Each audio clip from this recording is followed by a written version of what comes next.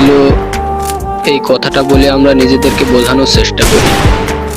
আমরা নিজেদের বুঝাই যা হয়ে গেছে সেটা ভাগ্যে ছিল বলেই হয়েছে, কিন্তু আসলেই নিজেকে বোঝানো যায় না।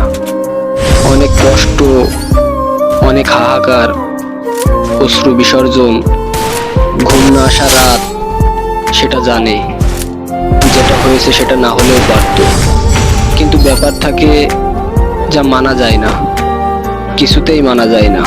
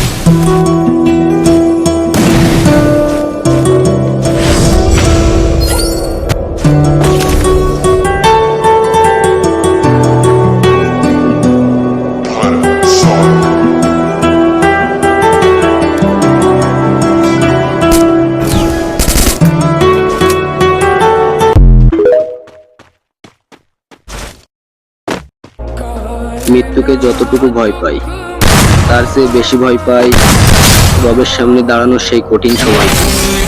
এই দুনিয়ার কিছুই যাবে